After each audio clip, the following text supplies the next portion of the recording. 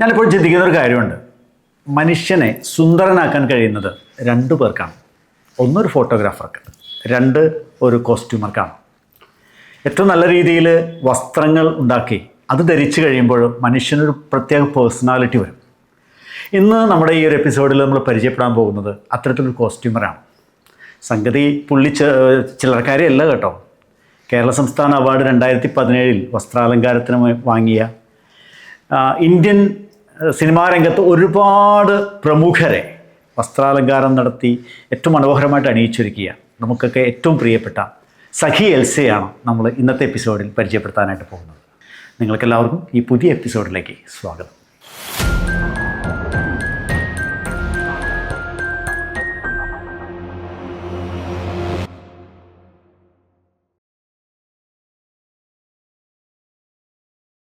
ഈ സഖി എന്ന് പറയുന്ന പേര്, അത് മലയാളിക്ക് പൊതുവിലുള്ളൊരു പേരല്ല.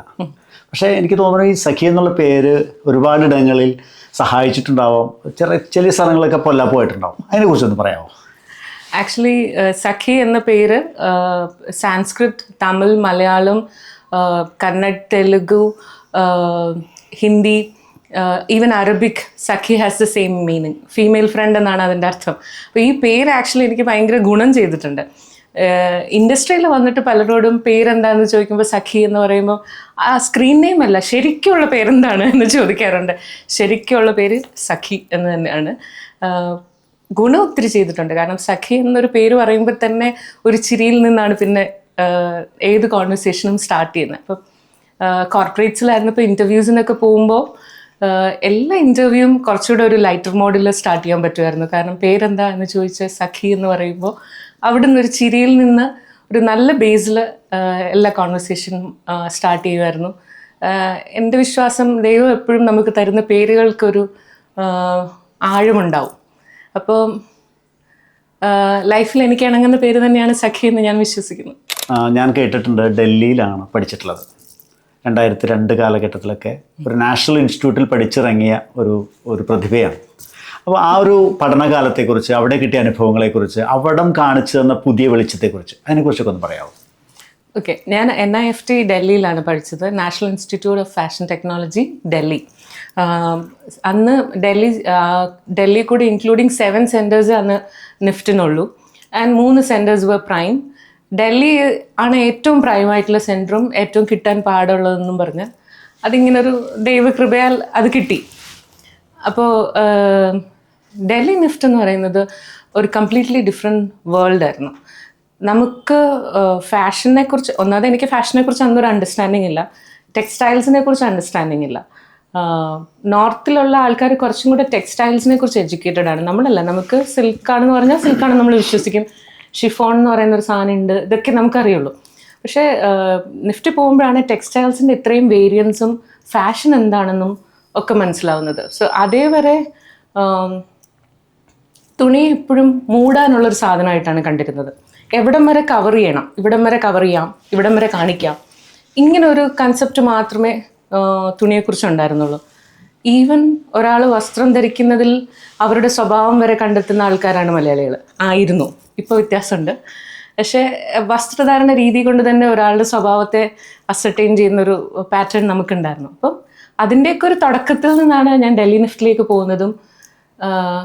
ഏറ്റവും ക്രിയേറ്റീവ്ലി ഏറ്റവും ഹയസ്റ്റ് കോൺസെൻട്രേറ്റഡ് ആയിട്ടുള്ള പ്രതിഭകളുടെ ഒരു സെൻറ്ററാണ് ഡൽഹി നിഫ്റ്റ് എന്ന് പറയുന്നത്. സോ നമ്മൾ ഇന്ന് കാണുന്ന പിയേഴ്സിങ് തൊട്ട് ടാറ്റു തൊട്ട് coloured hair streaks, low waist, ഇതെല്ലാം അന്ന് 2002 തൊട്ട് ഡൽഹി നിഫ്റ്റിൽ വളരെ കോമൺ ആയിട്ടുള്ള കാര്യങ്ങളാണ്. സോ അതൊന്നും ഇപ്പോഴും സർപ്രൈസ് ചെയ്തിട്ടില്ല എന്നെ. പക്ഷേ അവിടുന്ന് നമ്മൾ ഏറ്റവും ക്രീം ഓഫ് ക്രിയേറ്റീവ് ആയിട്ടുള്ള ആൾക്കാരുടെ ഇടയ്ക്ക് നിന്ന് ചിന്തിക്കുമ്പോൾ എല്ലാവർക്കും ആ ഒരു തോട്ട് പ്രോസസ്സ് ഷെയർഡ് ആയിട്ട് വരുവാണ്, ഹൈലി ക്രിയേറ്റീവാണ്. അവിടെ നിന്നാണ്, ആ അറ്റ്മോസ്ഫിയറിൽ നിന്നാണ് ഫാഷനെ ഒരു കലയായിട്ട് കാണാൻ പഠിക്കുന്നത്, ഒരു ക്രിയേറ്റീവ് ഫോം ഓഫ് എക്സ്പ്രഷനായിട്ട് മനസ്സിലാക്കുന്നത്. ഫാഷൻ, തുണി, നിറങ്ങൾ, ഇതൊക്കെ ജസ്റ്റ് കവറിങ് മാത്രമല്ല, ഒരു ആർട്ടിസ്റ്റിൻ്റെ, ഒരു ക്രിയേറ്ററിൻ്റെ എക്സ്പ്രഷൻ ആവാൻ പറ്റും അതിനൊന്നും. അതിൻ്റെ ഒരു തലങ്ങൾ മനസ്സിലാക്കുന്നതും ഡൽഹി നിഫ്റ്റിൽ നിന്നാണ്. NIFT തന്ന അറിവുകളുടെ ആ ഒരു വലിയ ലോകത്തുനിന്നും ഒരു റിയൽ ലൈഫിലേക്ക് വരുന്നു. അവിടുന്ന് റിയൽ ലൈഫിലേക്ക് നേരിട്ട് വരികയായിരുന്നു, അല്ലെങ്കിൽ സിനിമാ ലോകത്തേക്ക് നേരിട്ട് വരികയായിരുന്നു. ആ ഒരു ലൈഫിൻ്റെ പാത്ത് ഒന്ന് പറയാമോ? തീർച്ചയായിട്ടും. സോ നെഫ്റ്റിന്ന് ഇറങ്ങിയപ്പോൾ ഞാൻ നെഫ്റ്റിൽ സ്പെഷ്യലൈസ് ചെയ്തത് നിറ്റ് വെയർ ആണ്. നിറ്റ് വെയർ എന്ന് പറഞ്ഞാൽ ടീഷർട്ട്സ്, ഇതുപോലത്തെ ഡ്രസ്സ്, സ്ട്രെച്ചബിൾ ഫാബ്രിക്സ്, നമ്മുടെ ഇന്നർ വെയർ, സ്വെറ്റേഴ്സ്, ഇതെല്ലാം നിറ്റ്സിൽ വരുന്നതാണ്. സോ ഞാൻ നിറ്റ് വെയർ സ്പെഷ്യലിസ്റ്റാണ്. അപ്പം നിറ്റ് വെയർ ചെയ്യുന്ന ആൾക്കാർ നോർമലി ഇറങ്ങിയിട്ട് ടീഷർട്ട്സിൽ വർക്ക് ചെയ്യും. അതാണ് ഒബ്വിയസ് പാത്ത്. അപ്പോൾ ഇറങ്ങിയതുപോലെ തന്നെ ഞാനും ഇതുപോലെ സ്റ്റാർട്ട് ചെയ്തത് ടീഷർട്ട്സും നിറ്റ്സും ഒക്കെ ചെയ്യുന്നിടത്താണ്. But soon I forayed into Indian embroidery, പിന്നീട് ഡെനിംസ് ചെയ്തു, പിന്നെയും നിറ്റ് വെയർ ചെയ്തു, അരവിന്ദ് പോലുള്ള കോർപ്പറേറ്റ്സിൽ വർക്ക് ചെയ്തു. സോ ആ ഒരു കോർപ്പറേറ്റ് ലൈഫായിരുന്നു ആദ്യം കുറച്ച് വർഷങ്ങൾ. അവിടെ നിന്നാണ് കേരളത്തിലേക്ക് വരികയും കേരളത്തിൽ നിന്ന് ചെയ്യാം എന്ന് ചിന്തിക്കുന്നിടത്ത് നിന്ന് ടെലിവിഷനിലേക്ക് വരികയും ചെയ്യുന്നത്. സോ മറ്റൊരു നമ്മളൊരു റിയൽ ലൈഫ് ഡിസൈനിങ് ആണ് ചെയ്യുന്നത്. ആൾക്കാരെ യഥാർത്ഥത്തിൽ കണ്ട് ഇൻ പേഴ്സൺ കാണുമ്പോൾ അവർക്ക് ചെയ്യുന്ന ഡിസൈനും അവർ സ്ക്രീനിൽ കാണുമ്പോൾ ചെയ്യുന്ന ഡിസൈനും തമ്മിൽ വളരെ വ്യത്യാസങ്ങളുണ്ട്. അതേപോലെ തന്നെ ഇപ്പോൾ കോർപ്പറേറ്റ്സിൽ വർക്ക് ചെയ്യുകയാണെങ്കിൽ നമുക്കൊരു സ്റ്റാൻഡേർഡ്, അന്നൊക്കെ സ്പെഷ്യലി ഒരു സ്റ്റാൻഡേർഡ് സെറ്റ് സ്പേസിൻ്റെ അകത്ത് നിന്നുകൊണ്ട് ഒരു വളരെ ലിമിറ്റഡ് ആയിട്ടുള്ള ഓപ്ഷൻസിൽ നിന്നുകൊണ്ട് ചെറിയ ചെറിയ ഡിസൈൻ വ്യത്യാസങ്ങൾ വരുത്തി ആ ഒരു ലിമിറ്റഡ് സ്പേസിൽ ചെയ്യാവുന്ന maximum number of permutation combination, അത് മാത്രമാണ് അപ്പോൾ തല വർക്ക് ചെയ്യുന്നത്. അപ്പോൾ അങ്ങനെ തന്നെയാണ് അവിടെ വർക്ക് ചെയ്തതും. അത് കഴിഞ്ഞിട്ട് ടെലിവിഷനിലേക്ക് വരുമ്പോൾ ആ റെസ്ട്രിക്ഷൻ മാറി. നമുക്ക് ഭയങ്കരമായിട്ട് ഫ്രീ ആയിട്ട് ഫ്ലോ ചെയ്ത് വർക്ക് ചെയ്യാം, ഡിഫറെൻറ്റ് സിലോട്ട്സ് ചെയ്യാം, ഗൗൺസ് ചെയ്യാം, അങ്ങനെയൊക്കെയുള്ളൊരു ഇതിലേക്ക് വന്നു. പക്ഷേ അവിടെ വന്നൊരു ലേണിംഗ് എക്സ്പീരിയൻസ് എന്ന് പറയുന്നത് നമ്മൾ ഫിക്സഡ് ലൈറ്റിങ്ങിൽ സ്ക്രീനിൽ തേർഡ് ഡയമെൻഷൻ ഇല്ലാതെ മനുഷ്യരെ കാണുന്നിടത്തേക്ക് വരികയാണ്. ആൻഡ് അന്ന് ടെലിവിഷൻ എന്ന് പറയുമ്പോൾ ഇന്ന പോലെയല്ല, കുറച്ചുകൂടെ ചെറിയ സൈസാണ്. അപ്പം റിയൽ ലൈഫിനേക്കാൾ ചെറിയ ഒരു മിനിയേച്ചർ വേർഷനിലേക്ക് നോക്കും, അവിടെ ആൾക്കാരെ ഐഡൻറ്റിഫൈ ചെയ്യും, പ്ലേസ് ചെയ്യും ഒക്കെ ചെയ്യുന്ന ഒരു ഇതിലേക്ക് ദാറ്റ് ബിക്കെയിം ദ ചലഞ്ച്. അതൊരു ഇൻട്രസ്റ്റിംഗ് ഫേസ് ആയിരുന്നു. അവിടെ നിന്നാണ് പിന്നെ ഞാൻ ബിഗ് സ്ക്രീനിലേക്ക് വരുന്നത്. സോ ബിഗ് സ്ക്രീൻ ഇസ് അതിൻ്റെ നേരെ ഓപ്പോസിറ്റ്. എല്ലാം larger than life, bigger than life, every detail. ഒരു ലൈനിങ് ശരിയായില്ലെങ്കിൽ അതിൻ്റെ അടിയിൽ കൂടെ കാണുന്നത് ഒരു പ്രശ്നമാവും.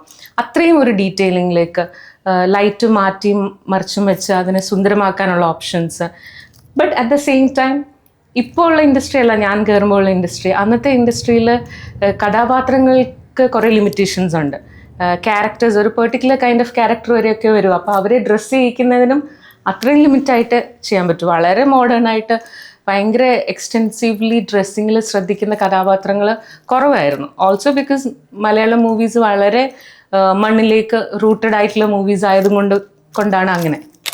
അപ്പോൾ ഏതൊക്കെ സംവിധായകരുടെ കൂടെ ഏതൊക്കെ സിനിമകളിൽ ഇതുവരെ വർക്ക് ചെയ്തിട്ടുണ്ട്? അതിൽ ഏജൂഡ് എന്നുള്ള സിനിമ മറ്റുള്ള സിനിമകളിൽ നിന്ന് എത്രമാത്രം വ്യത്യസ്തമാണ്? അതിനെക്കുറിച്ചൊക്കെ ഒന്ന് പറയാമോ? തീർച്ചയായിട്ടും. അപ്പം ഞാൻ സ്റ്റാർട്ട് ചെയ്തത് ശ്യാം പ്രസാദ് സാറിൻ്റെ ഓഫ് സീസൺ, കേരള കഫേയിൽ ഓഫ് സീസൺ എന്ന് പറയുന്ന മൂവി ഒരു 3 day ഷൂട്ടാണ് എൻ്റെ ഓർമ്മയിൽ. അതാണ് ഞാൻ ഫസ്റ്റ് ചെയ്യുന്ന എക്സ്റ്റീരിയർ ആയിട്ടുള്ള ഷൂട്ട്, മൂവി ഷൂട്ട്. അങ്ങനെ ഒരു സാധനം ഞാൻ ചെയ്യുന്നത് അങ്ങനെയാണ്. അപ്പോൾ അത് കഴിഞ്ഞ സമയത്ത് തന്നെ ടി കെ രാജീവ് കുമാറിൻ്റെയും ശ്യാം പ്രസാദ് സാറിൻ്റെയും ഓഫേഴ്സ് ഉണ്ടായിരുന്നു അടുത്ത പടങ്ങൾക്ക് വേണ്ടി. അതിലിപ്പോൾ ആദ്യം സ്റ്റാർട്ട് ചെയ്തത് ഏതാണെന്ന് ഓർക്കുന്നില്ല. പക്ഷേ എലക്ട്ര, ശ്യാം പ്രസാദ് സാറിൻ്റെ എലക്ട്രയും ടി കെ രാജീവ് കുമാർ സാറിൻ്റെ ഒരു നാൾ വരുമാണ് അപ്പോൾ ചെയ്ത പടങ്ങൾ. അങ്ങനെയാണ് ഇൻഡസ്ട്രിയിലേക്ക് എൻട്രി വരുന്നത്. എലക്ട്രയിൽ നയൻതാര, മനീഷ കൊയ്രാല, ബിജു സർ ഇവരുടെ കൂടെ എല്ലാം വർക്ക് ചെയ്തു. ആൻഡ് അതേപോലെ തന്നെ ഒരു നാൾ വരുമ്പോൾ സമീര റെഡ്ഡിയുടെ കൂടെ ആൻഡ് മോഹൻലാൽ ഇവർ രണ്ടുപേരുടെയും കൂടെ വർക്ക് ചെയ്യാനിടയായി. അത് കഴിഞ്ഞിട്ട് വന്നിട്ടുള്ള ഫേമസ് മൂവീസ് എന്ന് പറയുന്നത് കട്ടപ്പനയിലെ ഋത്തിക് റോഷൻ, വെള്ളിമൂങ്ങ, സെക്കൻഡ് ഷോ, ഇതൊക്കെയാണ് കൂടുതലും കേട്ടിട്ടുണ്ടാവാൻ ചാൻസ് ഉള്ള പേരുകൾ. ഏറ്റവും ഞാൻ ലാസ്റ്റ് വർക്ക് ചെയ്തത് കേശു ഈ വീടിൻ്റെ നാഥൻ, പവി കെയർടേക്കർ, ഇത് രണ്ടുമാണ് ഏറ്റവും അവസാനം വർക്ക് ചെയ്ത മൂവീസ്. അവസാനം തിയേറ്ററിൽ എത്തിയിരിക്കുന്ന പടങ്ങൾ ഇതാണ്. ശ്യാം സാറിൻ്റെ കൂടെ കുറേ പടങ്ങൾ ചെയ്യാൻ പറ്റി. ഹേജൂഡ്, എലക്ട്ര, ഓഫ് സീസൺ, അരികെ, ആർട്ടിസ്റ്റ്. അപ്പോൾ ആർട്ടിസ്റ്റിൻ്റെ ഒക്കെ ക്ലൈമാക്സ് സീനിലൊക്കെയുള്ള ഗാർമെൻസിനൊക്കെ ഒത്തിരിയും അപ്രീസിയേഷൻ കിട്ടിയ ഒരു പടമാണ്. എനിക്ക് അവസാനം ഫിലിം അവാർഡ് നേടിത്തന്നത് ഹേജ്വുഡ് എന്നുള്ളതാണ്. എപ്പോഴും കോസ്റ്റ്യൂമേഴ്സാണ് ട്രെൻഡ് മേക്കേഴ്സ് എന്ന് പറയും. അപ്പോൾ അത്തരത്തിൽ സഖിയുടെ എനിക്ക് മനസ്സിലാക്കിയെടുത്തോളം അല്ലെങ്കിൽ അറിഞ്ഞെടുത്തോളം ഈ വയലിൻ എന്ന് പറയുന്ന സിബി മലയിൽ സാറിൻ്റെ ഫിലിമിൽ നമ്മുടെ ആസിഫ് അലിയും നിത്യമേനനും വളരെ നന്നായിട്ട് ചെയ്ത ആ പടത്തിലെ ഒരു ഗൗൺ, ഒരു ഗോൾഡൻ ഗൗൺ, എനിക്ക് തോന്നുന്നു ഒരുപക്ഷെ ഈ ഒരു കരിയറിലെ ഒരു സ്മാരകം എന്ന് വേണമെങ്കിൽ വിളിക്കാം. അത്രയ്ക്ക് മനോഹരമായിട്ടാണ് ചെയ്തിട്ടുള്ളത്. അത് വളരെ ട്രെൻഡിങ് ആവുകയും ചെയ്തു. എനിക്ക് തോന്നാൻ ശേഷം പിന്നീട് കല്യാണ സാരികളുടെ നിറം വരെ മാറ്റാൻ കഴിഞ്ഞു. അപ്പോൾ അത്തരത്തിൽ കാലിബർ കാണിച്ച ഒരു വ്യക്തി കൂടിയാണ്. അപ്പം എങ്ങനെയാണ് ആ ഒരു കാര്യങ്ങളെക്കുറിച്ചിട്ടൊന്ന് സംസാരിക്കാമോ? ആക്ച്വലി സിബി മലയാൽ സാറിൻ്റെ വയലിൻ്റെ അകത്ത് നിത്യയുടെ എൻഗേജ്മെൻറ്റ് ഗൗണും വെഡ്ഡിങ് ഗൗൺ, സ്വപ്നത്തിലെ വെഡ്ഡിങ് ഗൗണും ഒക്കെ ആവേണ്ടത് ഒരേ സെയിം ഗൗണായിരുന്നു. അപ്പോൾ എനിക്ക് ടിപ്പിക്കൽ വൈറ്റിൽ നിന്ന് വിട്ട് എന്തെങ്കിലും ചെയ്യണം, എന്ത് ചെയ്യാം എന്നുള്ളൊരു തോട്ടിൽ നിന്നാണ് നിത്യനെ ഗോൾഡൻ കളർ ഗൗണിലേക്കും ആസിഫിനെ വൈറ്റ് സൂട്ടിലേക്കും കൊണ്ടുവരുന്നത്. അപ്പം അന്നത്തെ ഒരു സ്റ്റാൻഡേർഡ് ഫോമാറ്റ് എന്ന് പറഞ്ഞാൽ പെണ്ണുങ്ങൾ വൈറ്റ് സാരി ഇടുക, മന്ത്രകോടി മെറൂൺസിൽ അല്ലെങ്കിൽ പിങ്കിൽ മന്ത്രകോടി നിൽക്കുക, ആണുങ്ങൾ ബ്ലാക്ക് സൂട്ട് ഇടുക, ഇങ്ങനെയുള്ളതായിരുന്നു. ബട്ട് ആ തോട്ടിൽ നിന്ന് ബ്രേക്ക് ആക്കാൻ, അതൊരു ട്രെൻഡ് ആക്കാനുള്ളൊരു കോസായി ഈ ഗോൾഡൻ ഗൗൺ. പിന്നീട് ഗോൾഡൻ സാരീസ്, കല്യാണത്തിന് ഗോൾഡൻ സാരി ഉടുക്കുക അല്ലെങ്കിൽ മന്ത്രകോടി ഗോൾഡൻ ആവുകയോ ചെയ്യാൻ ആ ഗോൾഡൻ എന്നുള്ളൊരു ട്രെൻഡ് വരാനിടയായത് വയലിൻ എന്നുള്ള മൂവിയിൽ നിന്നാണ്. നമ്മൾ കണ്ടെടുത്തോളം സിനിമാ നടന്മാരെയും സിനിമാ നടിമാരെയൊക്കെ വളരെ മനോഹരമായിട്ട് അണിയിച്ചൊരുക്കി ട്രെൻഡ് സെറ്ററായി കഴിഞ്ഞു.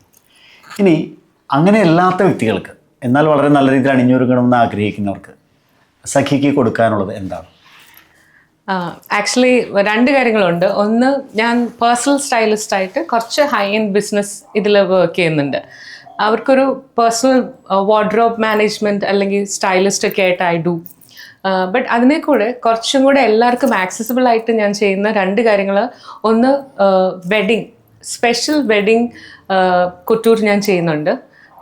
ഒരു ഇച്ചിരി premium class where I actually design for the bride.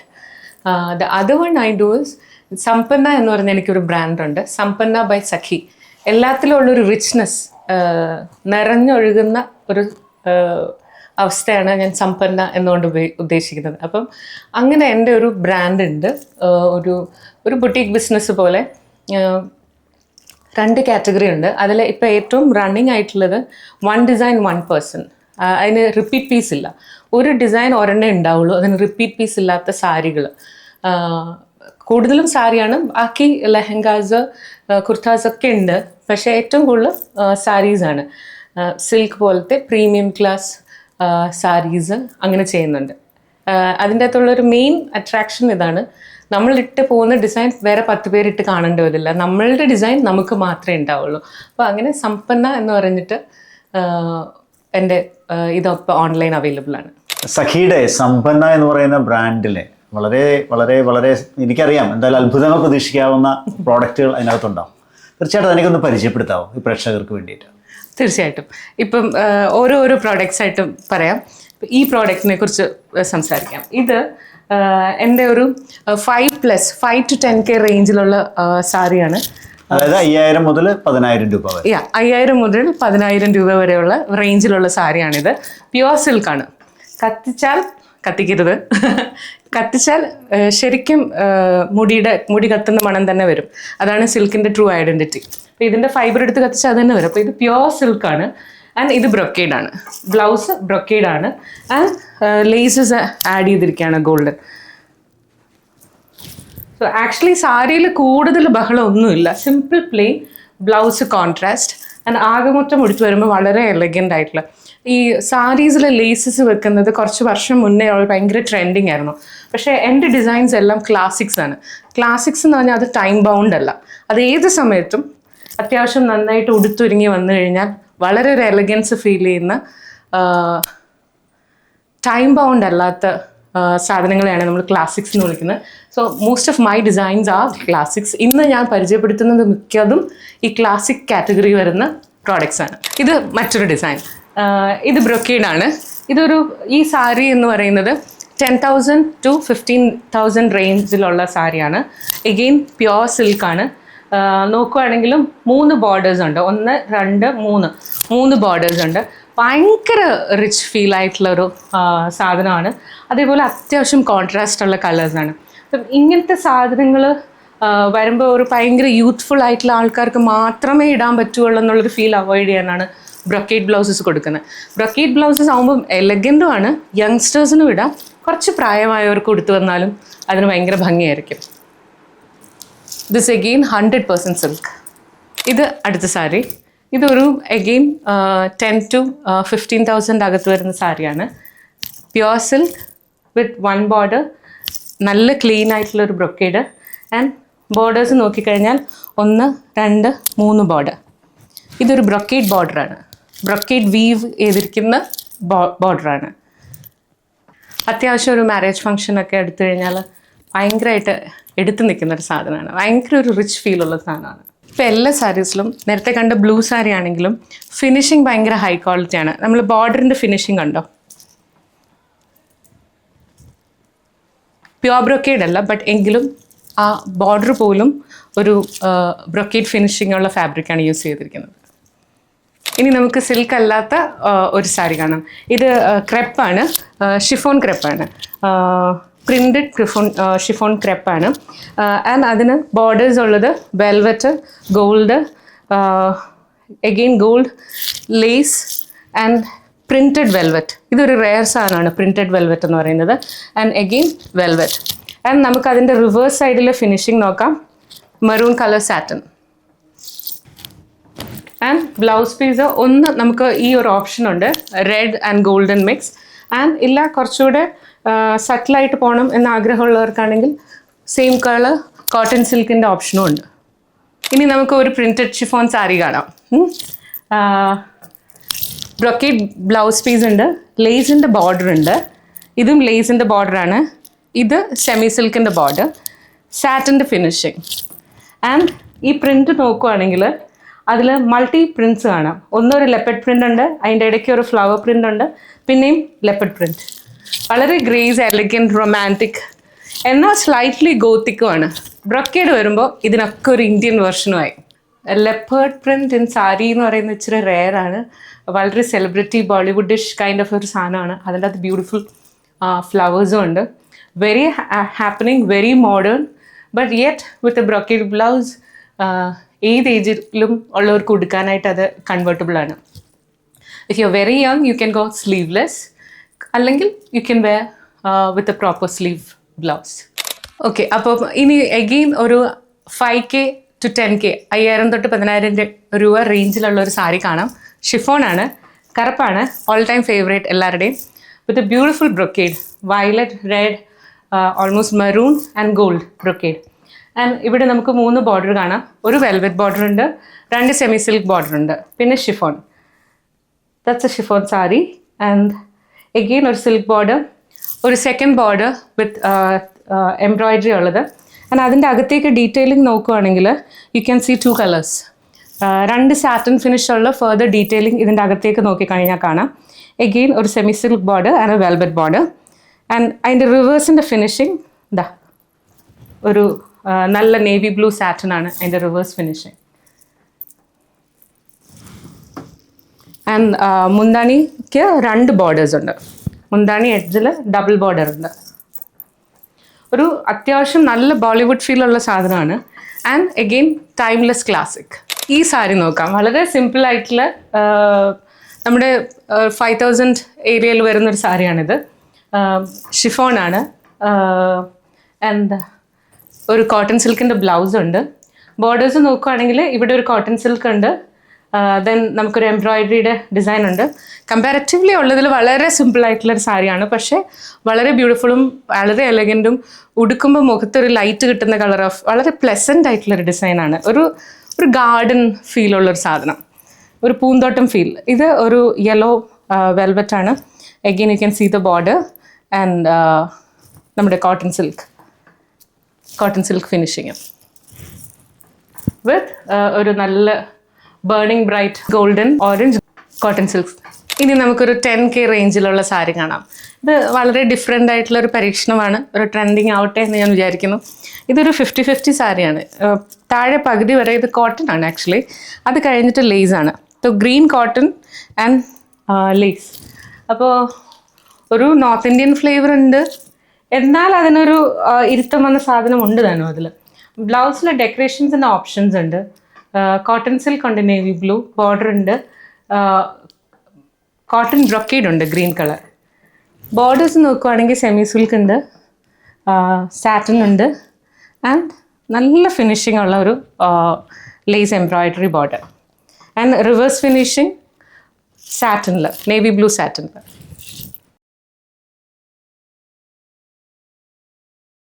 ഇനി നമുക്ക് 10K റേഞ്ചിലുള്ള ഒരു പ്യോർ സിൽക്ക് സാരി കാണാം. If you see it's like ultimate yellow, haldi yellow. Haldi ഫങ്ഷൻസിനൊക്കെ ബെസ്റ്റ് ആയിരിക്കും. പ്യോർ സിൽക്കാണ്. സോ അതിലൊരു ഓസ്പീഷ്യസ് സാധനമുണ്ട്. ബ്ലൗസും സെയിം മെറ്റീരിയലാണ്, പ്യോർ സിൽക്ക്. ബ്രൊക്കേഡിൻ്റെ ബോർഡർ ആൻഡ് ഒരു ഗോൾഡൻ ബോർഡർ, എഗെയിൻ ഒരു ഗോൾഡൻ ബോർഡർ ആൻഡ് ഒരു brown brocade border and again another brocade border. And reverse you'll see cotton brocade ആണ് റിവേഴ്സ് സൈഡിൽ ഉപയോഗിച്ചിരിക്കുന്നത്. ഇത് ഡിസൈനിൻ്റെ ഇൻട്രിക്കസിയേക്കാൾ കൂടുതൽ ആകമൊത്തം ഒരു ഭംഗി എന്ന് പറയില്ലേ, ഉടുത്തു വരുമ്പോൾ ഉള്ളൊരു തെളിമ എന്നൊക്കെ പറയുന്ന കൈൻഡ് ഓഫ് ഒരു കളറും ഒരു സാരിയുമാണ്. നമ്മളിന്ന് സഖിയെ പരിചയപ്പെട്ടു, സഖിയുടെ പ്രോജക്റ്റുകൾ പരിചയപ്പെട്ടു. ഇന്ന് നമ്മളിവിടുന്ന് സഖിയോട് ഒരു ബൈ പറഞ്ഞ് പോവാണ്. അപ്പോൾ സഖി പഠിച്ച NIFTയുടെ നിന്നും ആർജിച്ചെടുത്ത ടെക്നിക്കലായിട്ടും ക്രിയേറ്റീവുമായിട്ടുള്ള കഴിവുകളെല്ലാം തന്നെ ഓരോ വർക്കുകളിലും സന്നിവേശിപ്പിക്കുന്ന ഒരു പ്രത്യേകത സഖിയിൽ നമ്മൾ കണ്ടു. ഞാൻ നേരത്തെ പറഞ്ഞ പോലെ തന്നെ ഒരു വ്യക്തിയെ സുന്ദരനോ സുന്ദരിയോ ആക്കുന്നതിൽ വളരെ വ്യക്തമായ ഒരു പങ്ക് ഒരു ഡ്രസ് കോസ്റ്റ്യൂം ഡിസൈനർക്കുണ്ട്. ആ കഴിവ് ഏറ്റവും നന്നായിട്ട് സഖിയിൽ ഉൾച്ചേർന്നിട്ടുമുണ്ട്.